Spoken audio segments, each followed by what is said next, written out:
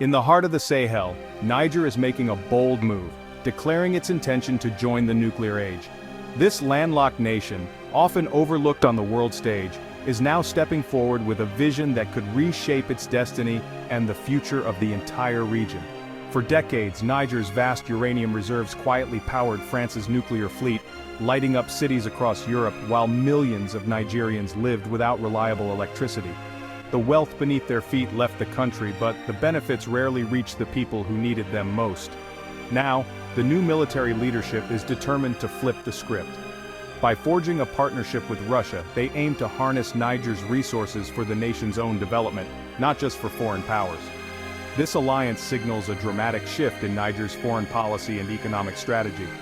This is more than just building a power plant, it's a bold statement of sovereignty, a declaration that Niger will no longer be a passive supplier of raw materials. It's a direct challenge to the old colonial order and a bid for true independence. Niger's break from France is part of a wider trend sweeping across Africa, resource-rich nations demanding more control, more respect, and a fairer share of their own wealth.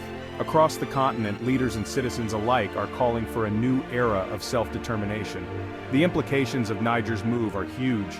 It could disrupt global uranium markets, shift the balance of power in West Africa, and inspire other countries to rethink their own resource strategies. Investors, governments, and energy companies are all watching closely. For France, it's a strategic loss, one that threatens its energy security and influence in the region. The end of this long-standing relationship could have ripple effects throughout Europe. For Russia, it's a geopolitical win, expanding its influence in Africa and gaining access to critical resources.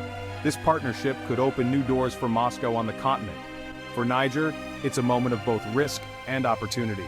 The path ahead is uncertain, but for the first time in generations there is hope that the country's resources might finally benefit its own people. The world is watching as Niger steps onto the global stage, determined to chart its own course and redefine its place in the world. The stakes are high, and the outcome could reshape not just Niger, but the future of Africa itself. Niger is a paradox, one of the world's top uranium producers, with vast reserves of this valuable mineral lying beneath its sun-baked soil.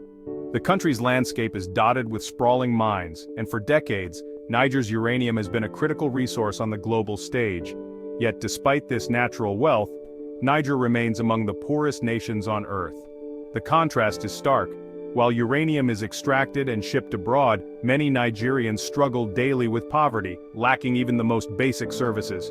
For over 50 years, Niger's uranium has powered the bright lights of France, fueling its nuclear reactors and providing energy security for millions of Europeans. Trains and trucks have carried Niger's yellowcake across continents, making it a backbone of France's energy system. But back in Niger, the story is very different. Most Nigerians still live in darkness, with electricity a distant dream for the majority.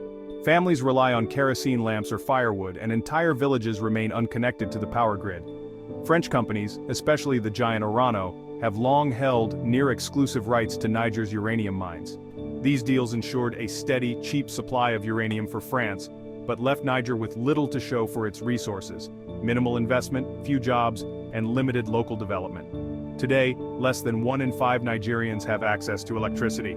In rural areas, the numbers are even lower, forcing people to rely on traditional fuels and limiting opportunities for education, healthcare, and economic growth.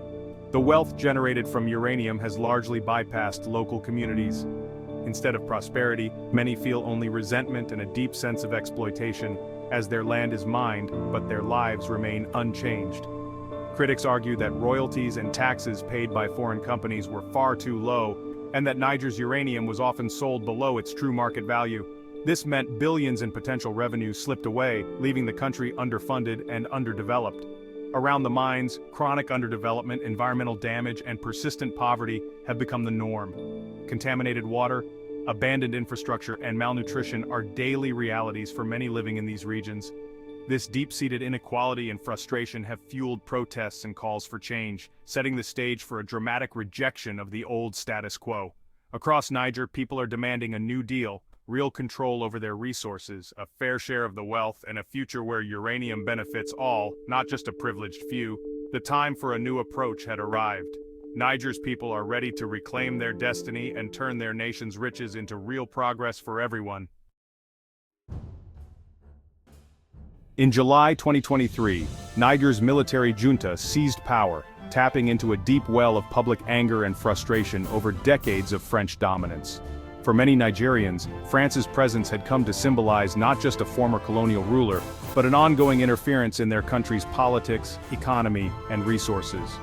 The coup was met with both anxiety and hope, as people wondered what the future would hold. The new leaders wasted no time. They swiftly ended long-standing military agreements with France, demanding the immediate withdrawal of French troops. Convoys of French soldiers packed up and left their bases, watched by both relieved and jubilant crowds. Nigerian soldiers took over checkpoints and installations, signaling a dramatic shift in power and control. But the real blow to France's influence came soon after, when the junta revoked the license of Urano, the French company operating the massive uranium mine. Citing years of delays and unfulfilled promises, the junta accused Urano of exploiting Niger's resources without delivering benefits to the people. This decisive move effectively nationalized one of Niger's most valuable assets, ending France's privileged position in the uranium sector. For the first time in decades, Niger was asserting full control over its own natural wealth, sending a powerful message both at home and abroad. On the streets of Niamey and beyond, people celebrated what they called a second independence, a final symbolic break from colonial influence. The atmosphere was electric, filled with hope and pride as citizens dreamed of a future where Niger's resources would benefit its own people. The junta framed their actions as a patriotic struggle for true economic liberation. In speeches and broadcasts, they promised to put Niger's interests first, vowing that never again would foreign powers dictate the fate of their nation. The message was clear and resonant. Niger's resources would no longer be controlled by foreign interests. Instead, the wealth beneath their soil would be harnessed for the benefit of all Nigerians, not just a privileged few or distant corporations. The era of French dominance was over. As the French flag was lowered and bases emptied, a new chapter was beginning, one defined by self-determination and national pride. Across the Sahel, other nations watched closely, inspired by Niger's bold stance. The ripple effects of this historic moment were felt far beyond Niger's borders, as people in neighboring countries began to question their own relationships with former colonial powers. With France's departure, the stage was set for new alliances and new influences. Russian diplomats arrived, eager to fill the vacuum, as Niger's leaders sought partners who would respect their sovereignty. The world was watching, and Niger was ready to chart its own course. As France exited, Russia moved in, fast. While the West imposed sanctions, Russia offered partnership and respect, sending officials and military instructors to Niamey. The centerpiece, a deal for Rosatom, Russia's nuclear giant, to help Niger explore building its own nuclear power plant. For Niger, this was more than energy, it was about sovereignty and self-sufficiency. Russia also expressed interest in developing Niger's uranium mines, filling the void left by France. Moscow's approach was pragmatic, offering security and economic cooperation without lectures.